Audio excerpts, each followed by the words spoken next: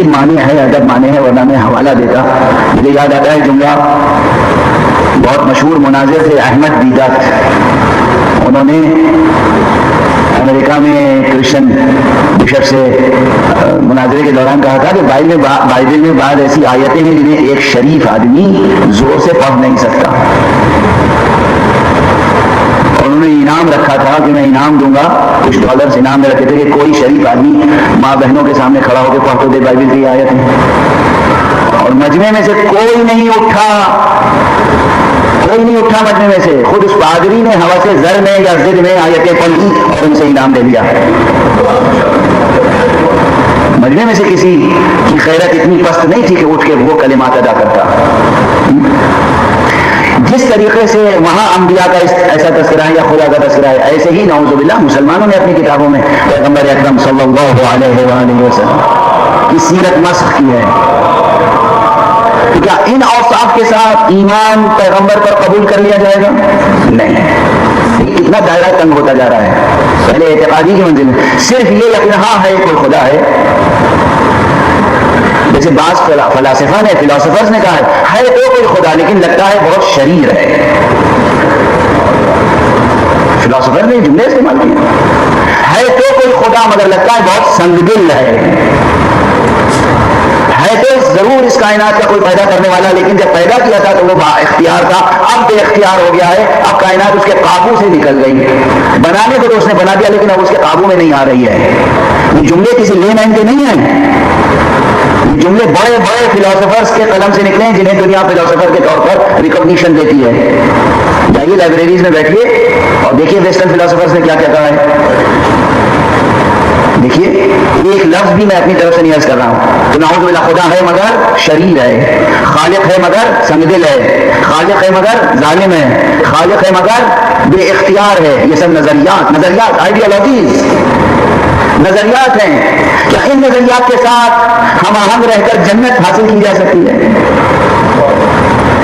تو پہلی منزل میں اعتقاد کی منزل میں دائرہ تنگ ہو جاتا ہے. خدا کا یقین، اللہ سبحانہ و تعالیٰ کا یقین ان صفات کے ساتھ جو صفات قرآن مجید میں بیان ہوئے ہیں اور جن کی وضاحت محمد صلی اللہ علیہ وآلہ وسلم نے اور ائمہ اہل بیت علیہم الصلاۃ والسلام نے کی ہے.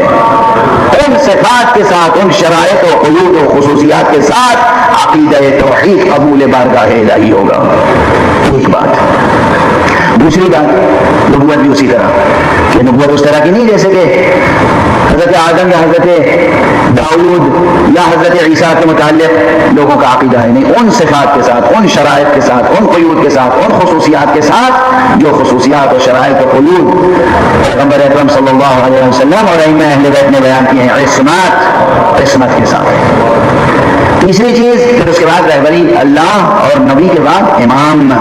رہبر بشر کون ہوگا؟ آخرت کا عقیدہ بھی ان خصوصیات کے ساتھ جو قرآن مجید میں موجود ہیں. یہ تو اصولی سطح پر ہے. پھر فروعی سطح پر، عمل کی سطح پر بھی وہ تمام شرائط اسی طریقے سے ہیں. ہمیں عمل کرنا ہے ان شرائط کے ساتھ جو محمد عربی صلی اللہ علیہ وآلہ وسلم نے اور ائمہ اہل بیت علیہم الصلاۃ والسلام نے ہمیں دیے ہیں. تب ہم مستحق بہشت ہوں گے.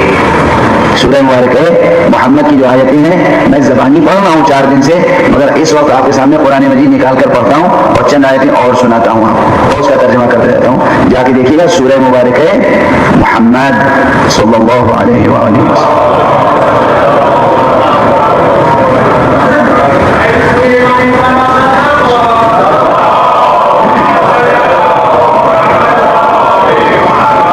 جو بھی بیٹھا ہو اس بزم میں، اگر میں یہ آج اتفاقاً ذہن میں بات آئی کہ اگر میں کوئی فکری مقدمہ چینی کروں اور اپنی طرف سے کچھ کہوں تو اس میں 1000 سوالات ہوں گے. میں سیدھے حدیث اور آیت آپ کو عرض کر رہا ہوں. ان حدیثوں اور ان آیتوں کی روشنی میں آپ دیکھیے پلیورلزم کی گنجائش ہے، لبرلزم کی گنجائش ہے، سیکولرزم کی گنجائش ہے یا نہیں ہے. بسم اللہ الرحمن الرحیم. الذین کفروا وصدوا عن سبیل اللہ اضل اعمالهم.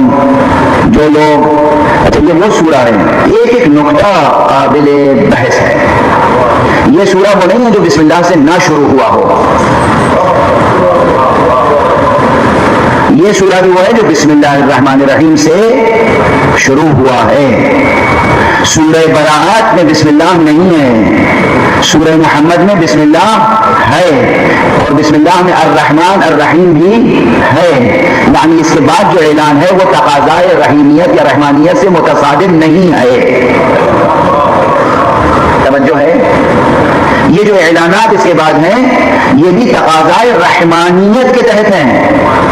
یہ معلوم ہونا چاہیے آپ کو کہ یہ کائنات جو اس وقت نظر آ رہی ہے آپ کو، یہ کائنات مقام رحمانیت سے پروردگار چلا رہا ہے، مقام قہاریت سے نہیں۔ اس دنیا میں جو کچھ حکمران قانون وہ سب تابع ہے رحمانیت خدا کا۔